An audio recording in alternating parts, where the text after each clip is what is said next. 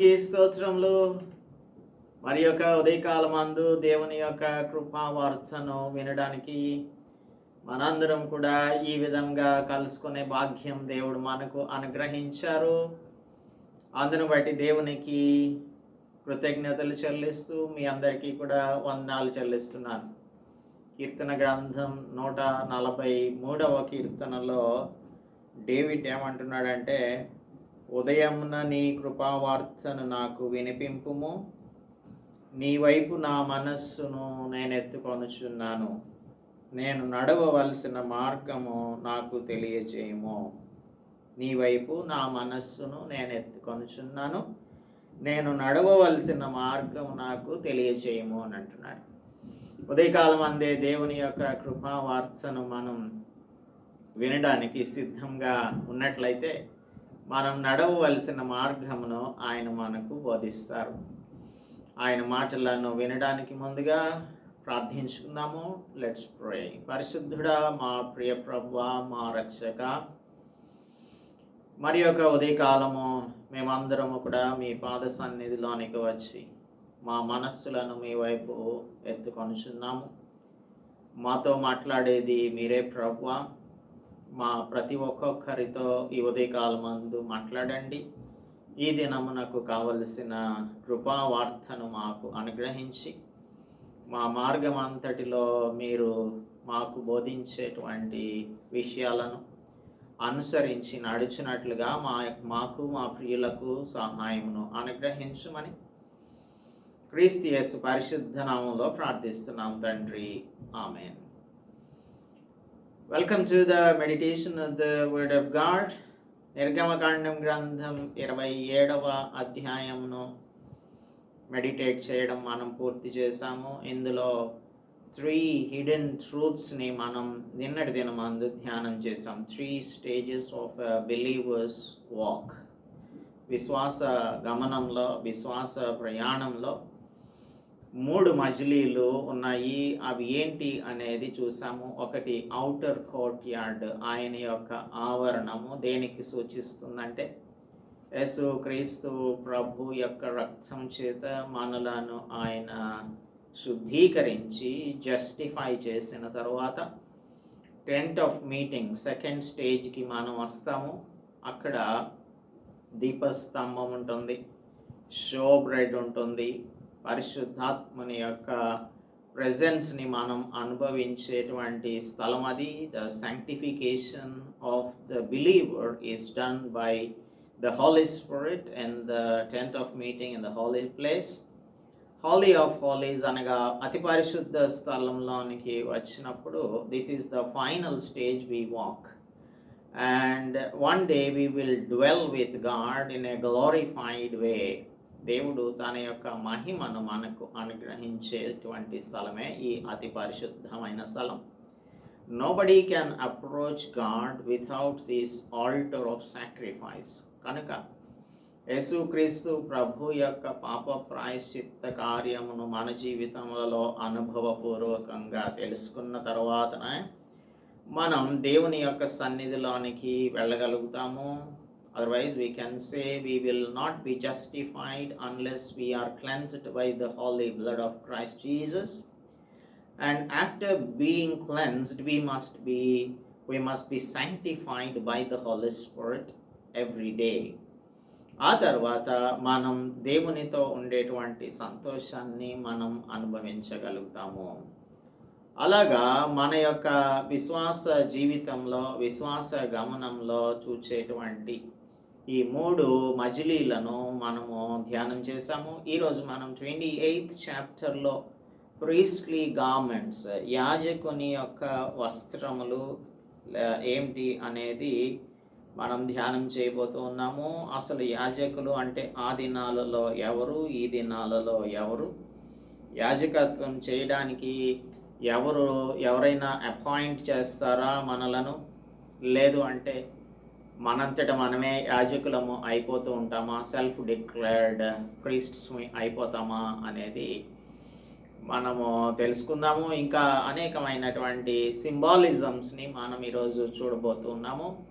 So 25th నుంచి 27th chapter వరకు description of tabernacle అయిపోయిన తర్వాత యాజకుని యొక్క వస్త్రములు, యాజకుని యొక్క పాత్ర ఏంటి అనేది 28th చాప్టర్లో దేవుడు మోషేకి తెలియజేస్తున్నాడు. ఈ నిర్గమకాండం గ్రంథంలో ఈ 28వ అధ్యాయం నుంచి చివరి వరకు, అనగా 40 అధ్యాయాలు ఉన్నాయి కదా, ఆ 40వ అధ్యాయం వరకు, అలాగనే 27 చాప్టర్స్ లెవిటికస్లో ఉన్నటువంటి, అనగా లేవియ కాండంలో ఉన్నటువంటి 27 అధ్యాయాలు కూడా ఇజ్రాయేలీయులు దేవుని యోగ్యమైన రీతిలో ఆరాధించుటకు యాజకులు ఏ విధంగా వారికి సహాయం చేయాలో మనకు బోధిస్తాయి. అందుచేత యాజకుని యొక్క పాత్ర అత్యంత ప్రాముఖ్యమైన పాత్ర. పేతురు రాసిన మొదటి పత్రికలో 1 పీటర్ చాప్టర్ 2 వర్స్ 5 చూస్తే, 1 పీటర్ చాప్టర్ 2 వర్స్ 5 ఏం చెప్తుందంటే, యేసుక్రీస్తు ద్వారా దేవునికి అనుకూలములగు ఆత్మ సంబంధమైన బలులను అర్పించుటకు పరిశుద్ధ యాజకులుగా ఉండునట్లు మీరును సజీవమైన రాళ్ల వలె నుండి ఆత్మ సంబంధమైన మందిరంగా కట్టబడుచున్నారు. మనం ఎలా ఆత్మ సంబంధమైన బలులను అర్పించడానికి పరిశుద్ధ యాజకులుగా ఉండినట్లు సజీవమైన రాళ్ల వలె ఆత్మ సంబంధమైన మందిరంగా మనలను దేవుడు కడుతున్నాడు. అలాగే 9వ వచనం కూడా మనకేం చెప్తుందంటే, మీరు చీకటిలో నుండి ఆశ్చర్యమైన తన వెలుగులోనికి పిలిచిన వాని గుణాతిశయములను ప్రచురం చేయి నిమిత్తం రాజులైన యాజక సమూహమును, ఏర్పరచబడిన వంశమును, పరిశుద్ధ జనమును, దేవుని సొత్తైన ప్రజలునై ఉన్నారు. So he has made us a nation of priests. రాజులైన యాజక సమూహంగా మనలను చేశారు. కాబట్టి ఇక్కడ ఇవ్వబడేటువంటి ఇన్స్ట్రక్షన్స్, 28th చాప్టర్ నుంచి ఇవ్వబడినటువంటి ఇన్స్ట్రక్షన్స్ అన్నీ కూడా they will be applied to every believer in Christ. ప్రతి విశ్వాసి కూడా దేవునికి యాజకునిగా నియమించబడ్డారు. So we are the priests that will be proclaiming the deeds of the Lord. ఇక్కడ పీటర్ ఏమంటున్నాడు, మిమ్మును చీకటిలో నుంచి పిలిచిన వాని గుణాతిశయములను ప్రచురం చేసే నిమిత్తం మనలను ఏర్పరచుకున్నాడు దేవుడు అంటున్నాడు. దేవుని యొక్క గుణాతిశయములను ప్రచురం చేసే యాజక సమూహంగా ప్రతి ఒక్క విశ్వాసి ఉండాలి. అందుకని ఇవన్నీ కూడా మనకే అప్లై అవుతాయి.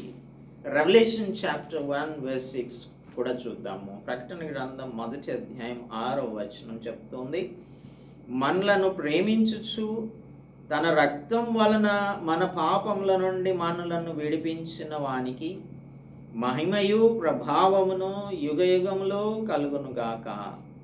ఆయన మనలను తన తండ్రియగు దేవునికి ఒక రాజ్యంగాను యాజకులుగాను చేశాడు. మనల్ని ఎలా చేశాడు? ఆయన ఒక రాజ్యంగాను యాజకులుగాను చేశాడు. తండ్రికి మనలను రాజ్యంగాను యాజకులను గాను ఆయన మనలను చేశారు. So as the royal priesthood, దేవుని యొక్క పార్ట్నర్స్గా మనం, అనగా దేవుని జత పనివారంగా మనము ఆయన యొక్క వ్యవసాయంగాను ఆయన యొక్క గృహముగాను ఉన్నాము అని అపోస్తలుడు పౌల్ కూడా చెప్తూ ఉన్నాడు. So we are a royal priesthood, not only royal priesthood, we are the partners in the extension of the kingdom of God, and we are the field for the Lord. మనం దేవుని యొక్క వ్యవసాయమై ఉన్నాము, ఆయన యొక్క గృహమై ఉన్నాము, ఆయన యొక్క ఆలయమై ఉన్నాము మనం అంటాడు. ఇంకా మనకు కొరింథియన్స్కి రాస్తున్నప్పుడు అపోస్తలుడు పౌల్. అందువలన మనందరికీ కూడా ఒక ప్రత్యేకమైన పరిస్థితిని దేవుడు అనుగ్రహించాడు. So first thing what we have to understand is, యాజకత్వం అనేది జన్మ హక్కు కాదు. అది మనం పుట్టుకతో వచ్చేది, లేదంటే మన యొక్క స్వశక్తితో మన క్రియలతో దానిని మనం సంపాదించుకునేది ఏమాత్రం కానే కాదు యాజకత్వం. కానీ దేవుని యొక్క ఏర్పాటును బట్టి మాత్రమే అది లభిస్తుంది. సో మొట్టమొదటి 3 వచనాలు మనకి ఏం చెప్తున్నాయి అంటే, దేవుడు మనలను ప్రేమించి తనకు యాజకులుగా ఆయన కొరకు ఒక రాజ్యంగా ఏర్పాటు చేసినందుకు గాను, నియమించినందుకు గాను మనం ఆయనకు కృతజ్ఞులమై ఉండాలి అనేది మొదటి 3 వచనాలు చెప్తూ ఉన్నాయి. 28వ అధ్యాయం మొదటి 3 వచనాలు చదువుతూ ఉన్నాను. మరియు నాకు యాజకత్వము చేయుటకై నీ సహోదరుడైన అహరోనును అతని కుమారులను, అనగా అహరోనును అతని కుమారులైన నాదాబును, అబీహును, ఎలియాజరును, ఈతమారును ఇశ్రాయేలీయులలో నుండి నీ యొద్దకు పిలిపింపుము. అతనికి అలంకారమును ఘనతయు కలుగునట్లు నీ సహోదరుడైన అహరోనుకు ప్రతిష్ఠిత వస్త్రములను కుట్టవలెను. అహరోను నాకు యాజకుడగునట్లు నీవు అతని ప్రతిష్ఠించుదువు. అతని వస్త్రములను కుట్టుటకై నేను జ్ఞానాత్మతో నింపిన వివేక హృదయులందరికీ ఆజ్ఞయిమ్ము. వివేక హృదయులందరికీ ఆజ్ఞయిమ్ము అంటున్నాడు. That means the Lord himself will fill with his wisdom. వివేక జ్ఞానాత్మలతో దేవుడు వారిని నింపుతాడు. నింపినప్పుడు యాజకుని యొక్క వస్త్రములను తయారు చేయడానికి వారిని దేవుడు అపాయింట్ చేసుకుంటాడు. So first thing is the appointment of the priest, the high priest and the priests. So ఈ 3 వచనాలు యాజకులైనటువంటి వారిని దేవుడే నియమిస్తాడు అని మనకు చెప్తూ ఉన్నాయి. దేవుడే నియమించాలి. మనం కూడా మన క్రియల చేత మనం రక్షింపబడలేదు, కానీ ఉచితముగా దేవుడు తన యొక్క కృప చేతనే మనలను రక్షించాడు. సో విశ్వాసం ద్వారా దేవుని యొక్క కృప చేతనే ప్రతి ఒక్కరూ రక్షింపబడ్డాం. మనందరం కూడా లోపములు కలిగినటువంటి వారమే. we know about Aaron. అహరోను చేసినటువంటి క్రియలన్నీ కూడా మనకు తెలుసు. అహరోను మన వంటి లోపం కలిగిన మనుష్యుడే. 32వ అధ్యాయంలో మనం చూస్తే, అంటే ఇంకా ఇది జరగలేదు కానీ తర్వాత 32వ అధ్యాయంలో మొదటి 6 వచనాల్లో జరిగినటువంటి విషయం ఏంటంటే, మోషే కొండ మీద నుంచి క్రిందికి దిగి రావడం లేట్ అయ్యేపాటికి ఆ ప్రజలందరూ కూడా అహరోన్ దగ్గరకు వచ్చి మాకు ఒక దేవతను చేయమని చెప్పినప్పుడు, మీరు బంగారాన్ని తీసుకొని రమ్మని చెప్పాడు. తీసుకొని వచ్చిన తర్వాత ఒక దూడ రూపాన్ని చేసి, ఇది ఇజ్రాయేలు ఐగుప్తులో నుండి నిన్ను రప్పించిన నీ దేవుడు ఇదే అని చెప్పి అంటూ ఉన్నారు వాళ్ళందరూ కూడా. దానంతటికి కారణం ఎవరు? ఏరోన్. కనుక తర్వాత 22వ వచనంలో 32:22లో చూసినప్పుడు అహరోనుతో మోసే కన్ఫ్రంట్ చేసినప్పుడు, అప్పుడు మోసే 21వ వచనం చదువుతాను. నీవు ఈ ప్రజల మీదకి ఈ గొప్ప పాపం రప్పించినట్లు వారు నిన్ను ఏం చేసిరి అని అహరోనును అడుగుతూ ఉన్నాడు. అడుగుతూ ఉంటే పశ్చాత్తాపపడకుండా ప్రజల మీద నింద వేస్తున్నాడు. ఏమంటున్నాడు? ఈ ప్రజలు దుర్మార్గులు అను మాట నీవెరుగుదువు. వాళ్ళు వచ్చి నాకు మా ముందర నడవడానికి ఒక దేవతను చేయమని చెప్తే, అందుకు నేను బంగారం తీసుకురండి, నేను దానితో ఒక దూడను తయారు చేస్తాను అని చెప్పి చేశాను. దూడ ఒక అగ్నిలో వేస్తే అది దూడగా అయ్యింది అని చెప్తున్నాడు. సో ఇటువంటి లోపములు కలిగిన అహరోనే యాజకునిగా ఉన్నట్టయితే మనకు కూడా అనేకమైన లోపాలు ఉంటాయి, మనకి కూడా అనేకమైన బలహీనతలు ఉంటాయి. అయితే దేవుడు మన యొక్క బలహీనతలను చూసి జాలిపడి మనలను క్షమించి రక్షించిన తరువాత ఆయన మనలను తన యొక్క పని నిమిత్తమై వినియోగించుకుంటాడు. సో దేవుని యొక్క సేవ చేయడానికి యాజకులైనటువంటి వారిని అపాయింట్ చేసుకుంటున్నాడు. అలాగే మనలను కూడా దేవుడు ఏర్పరచుకున్నాడు. సో మనకు ఒక ప్రధాన యాజకుడైన యేసు క్రీస్తు కాంట్రాస్ట్గా ఉన్నాడు అన్నదానిని తెలియజేయడం కోసం ఇక్కడున్న ఈ ఏరన్ ఒక హై ప్రీస్ట్గా ఉన్నప్పటికీ తనకు అనేకమైన లోపాలు ఉన్నాయి. మనం లేవీయ కాండంలో చూసినట్టయితే అక్కడ ఈ ఆరోను యొక్క కుమారులు నాదాబు అబీహులు తమదైనటువంటి అగ్నిని దేవుని యొక్క సన్నిధిలోనికి తీసుకొని వెళ్తే వాళ్ళని కాల్చివేశారు. అక్కడ బాధ్యత ఎవరిది అంటే తండ్రిదే బాధ్యత. ఎందుకనంటే he should teach them what should be done and what shouldn't be done అనేది తండ్రిగా వారికి చెప్పాల్సి ఉంటుంది కదా. అయితే అక్కడ కూడా వారికి చెప్పలేకుండా ఉన్నాడు. ఇంకా నంబర్స్ చాప్టర్ 12లో సంఖ్యాకాండం 12వ అధ్యాయంలో చూస్తే మోషే మీదనే అసూయ పడుతూ ఉన్నాడు. సంఖ్యాకాండం 12వ అధ్యాయంలో జరిగినది ఏంటంటే ఈ మోషే కూషు దేశపు స్త్రీని పెండ్లి చేసుకొని ఉండేను కనుక అది ఎప్పుడో జరిగిన విషయం. అతడు పెండ్లి చేసుకున్న ఆ స్త్రీని బట్టి మిరియాము అహరోనులు అతనికి విరోధంగా మాట్లాడారు. అప్పుడు ఏమంటున్నారు వాళ్ళు, మోషే చేత మాత్రమే యెహోవా పలికించిన ఆయన మా చేత పలికించలేదా అని చెప్పుకుంటుంటే యెహోవా ఆ మాట విన్నాడు. సరే, ఆ విషయం అంతా కూడా మనకు తెలుసు. తర్వాత మిరియాముకేమో హిమము వంటి తెల్లని కుష్టు వచ్చింది. అప్పుడు 11వ వచనంలో అహరోను అంటే కుష్ఠరోగం వస్తే కానీ అర్థం కాలేదు ఆయనకి. అయ్యో నా ప్రభువా, మేము అవివేకులము, పాపులమైన మేము చేసిన ఈ పాపమును మా మీద మోపవద్దు అని అంటున్నాడు. 32వ అధ్యాయంలో మోషే వచ్చి కన్ఫరెంట్ చేసినప్పుడు ఎందుకు జనులు పాపం చేసేలాగా చేశావు నీవు అని అంటే అక్కడ పశ్చాత్తాపడలేదు. కానీ ఇక్కడ కుష్ఠరోగం వచ్చింది మిరియాముకు. వచ్చినప్పుడు పాపులమైన మేము చేసిన ఈ పాపమును మా మీద మోపొద్దు అని అడుగుతూ ఉన్నాడు. సో ఇప్పుడు మనం చేయవలసింది, దేవుడు మనలను యాజకులుగా నియమించినప్పుడు లోపములు గల మనుషులను పాపులమైన మనందరం కూడా పాపమే కదా, దేవుడు అనుగ్రహించు మహిమను పొందలేనటువంటి వారిగా మానవులందరూ ఉన్నారు. మనం కూడా అంతే. We also belong to the same sect. అదే హ్యూమన్ కైండ్, అదే ఆదాము యొక్క సంతానంగా మనం ఉన్నాం కనుక మనం కూడా దేవుని దృష్టిలో లోపములు కలిగిన వారమే. అయినప్పటికీ కూడా దేవుడు మన ఎడల తన కృపను చూపించి తన బిడ్డలనుగా మనలను చేసుకున్నారు.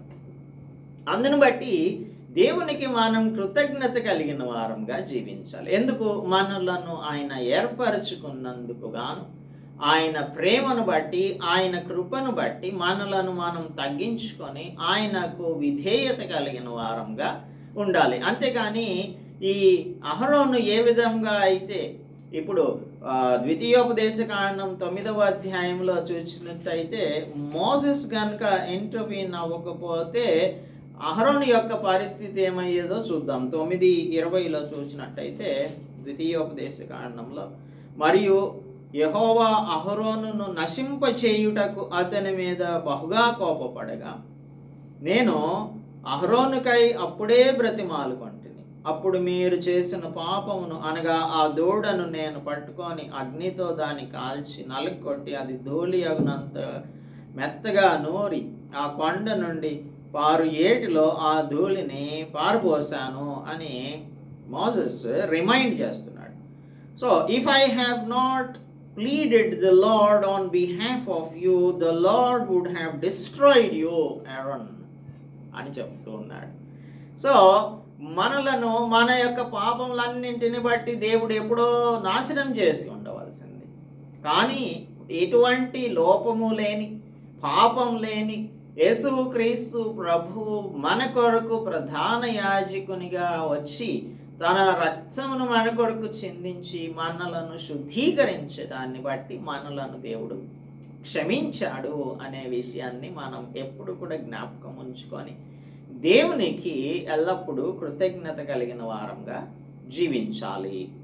So The first three verses tell us that we have to live a life that is grateful unto the Lord, humbling ourselves. మనలను మనం తగ్గించుకొని దేవునికి విధేయత చూపించే వారంగా మన నీతిని మనం గనక ఆధారం చేసుకుంటే we cannot go into the presence of the Lord.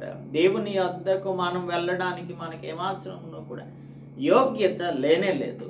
ఆ యోగ్యతను కలిగించిన వాడు మనకు దేవుడే. క్రీస్తు ప్రభువును ఈ లోకంలోనికి పంపించుట ద్వారా మనకును ఆయనకును మధ్యవర్తిగా యేసు క్రీస్తు ప్రభు పాప ప్రాయశ్చిత్త కార్యాన్ని చేయడాన్ని బట్టి, ఆ పాప ప్రాయశ్చిత్త కార్యమును బట్టి మనలను రక్షించిన దానిని బట్టి ఇప్పుడు యేసు ప్రభువు చిందించిన రక్తాన్ని చూసి మన పాపములను ఇప్పటికీ కూడా ఆయన క్షమిస్తూ ఉన్నారు.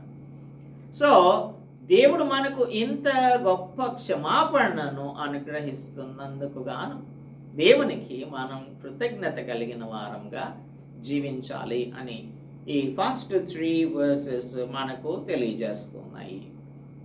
రెండవదిగా మనం దేవుని యొక్క నీతి అనే వస్త్రములను ధరించుకున్న వారంగా దేవుని కొరకు ఆయన అప్పగించిన యాజకత్వపు పనిని చేయాలి అని మనకు తెలియజేస్తూ ఉన్నాయి next few versus.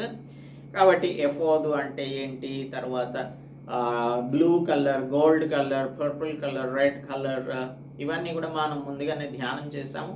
So what is the resemblance of that, వాటి యొక్క సాదృశ్యం ఏంటి, అవన్నీ కూడా మనం రేపటి దినమందు ధ్యానం చేద్దాం. Let us pray. పరిశుద్ధుడా, మా ప్రియ ప్రభువా, మా పరమరక్షక, మా తండ్రి, మేము ఇంకనూ పాపులమై ఉండగా క్రీస్తు యేసు మా కొరకు తను సిలువలో మరణించి మా కొరకు పాప ప్రాయశ్చిత్త కార్యమును ప్రధాన యాజకునిగా చేసి ఉన్నారు. ఆ ప్రధాన యాజకుడైన యేసుక్రీస్తు ప్రభు లోపం లేనివానిగాను పాపం లేనివానిగాను ఉన్నారు. హెబ్రీయులకు రాసిన పత్రికలో మేము చదువుకుంటున్నాము. అయితే ప్రభువా, లోపములు గల అహరోనును, తన కుమారులైన నాదాబును, అబీహును, ఎలియజరును, ఈతమారును మీరు యాజకులనుగా చేసుకున్నారు అంటే దానికి అర్థం మేము కూడా లోపములు కలిగినటువంటి వారమైనప్పటికీ మా లోపములన్నింటినీ కూడా సరిదిద్ది మమ్మలను పరిశుద్ధపరిచి మీ సేవ కొరకు, మీ పని కొరకు, మీ రాజ్య వ్యాప్తి కొరకు పనిచేయునట్లుగా రాజులైన యాజక సమూహంగా సజీవమైన రాళ్లతో మందిరంగా మమ్మలను కట్టించున్నారు. అందును బట్టి మీకెంతో కృతజ్ఞతలు, స్తోత్రములు, వందనములు చెల్లించుకుంటూ మేమందరం కూడా మీకు తగినటువంటి యాజకులంగా పనిచేసి మీ నామమును మహిమపరిచే రీతిలో మా జీవితంలో ఆయన ఉండునట్లు సహాయం అనుగ్రహించమని క్రీస్తు యేసు పరిశుద్ధ నామంలో ప్రార్థిస్తున్నాం తండ్రి, ఆమేన్. దేవుని నామానికి స్తోత్రం. అందరికీ కూడా వందనాలు. Let us all humble ourselves and be grateful unto the grace and mercy of the Lord for selecting us as his priests. ఆయన యాజకులనుగా మనలను చేసినందుకు కృతజ్ఞత కలిగిన వారంగా ఉండునట్లు దేవుడు మనందరికీ సహాయం చేయునుగాక. ఆమేన్.